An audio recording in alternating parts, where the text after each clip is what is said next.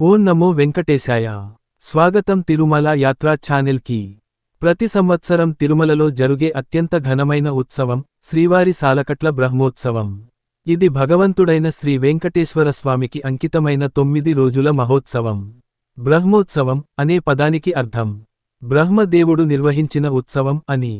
అంటే ఈ వేడుకను మొదటగా చతుర్ముఖ బ్రహ్మదేవుడు స్వయంగా ప్రారంభించాడని శాస్త్రాలు చెబుతున్నాయి. ఈ ఉత్సవంలో ప్రతిరోజు స్వామివారు వివిధ వాహనాలపై తిరుమాడ వీధుల్లో విహరిస్తారు. ఉదయం ఒక వాహన సేవ, రాత్రి మరో వాహన సేవ. భక్తులు స్వామివారి దివ్యరూపాన్ని దర్శించుకునే పుణ్యసమయం ఇది. బ్రహ్మోత్సవాల ప్రధాన ఉద్దేశ్యం ప్రజల సుఖశాంతి, ప్రపంచ శ్రేయస్సు మరియు ధర్మ పరిరక్షణ.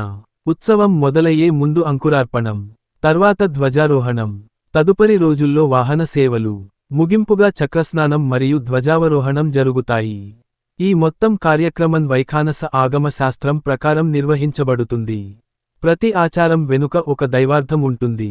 అది భక్తులకు ఆధ్యాత్మికమైన అనుభూతిని కలిగిస్తుంది. శ్రీవారి బ్రహ్మోత్సవాలు కేవలం వేడుక కాదు. ఇది ఒక భక్తి యాత్ర, ఒక దైవానుభూతి, ఒక వైభవమైన ఆధ్యాత్మిక పండుగ.